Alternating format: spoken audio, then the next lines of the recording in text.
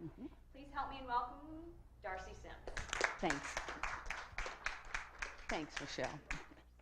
Well, I want to add my welcome and appreciation for all of you this morning, and before Michelle runs away, appreciation for Phaneuf Funeral Home.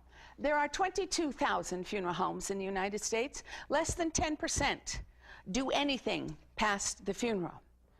Phaneuf is one of the ones who does far more than the funeral. They truly have embraced the idea of funeral service, providing not only wonderful services before need and at need, but also follow-up and community education and support. And I'm just so thrilled to be a part of their continued community education.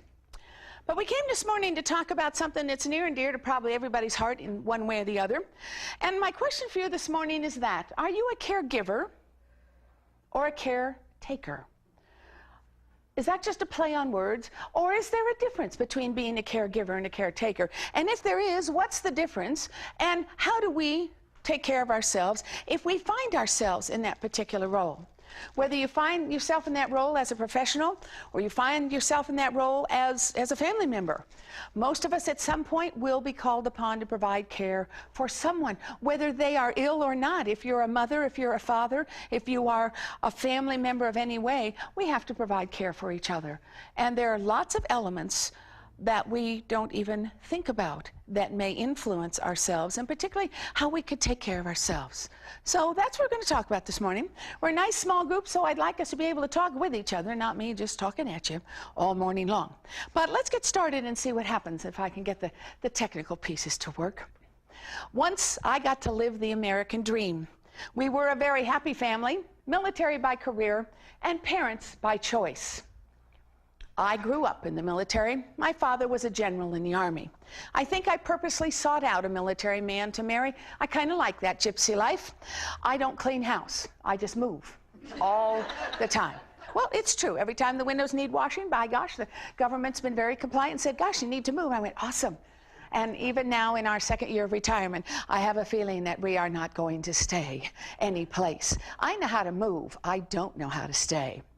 But I had the American dream. I was a psychologist by training. We had 2 great kids. I never got to live in anything that looked like that. If you know anything about the military, that never was anything that I got to live in. But I had the dream.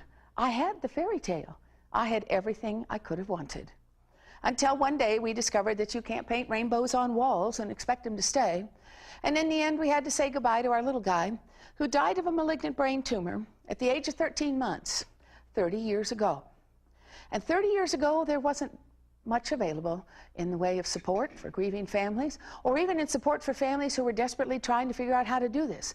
Hospice was a new movement in our country. And while many communities had a beginning hospice, none of them served the pediatric needs. So we found ourselves in the wilderness, both before his death and certainly afterwards. And I learned a lot about me and my family and the tenacity of the human spirit. What I did learn is that if I can't help somebody, I just need to get out of their way.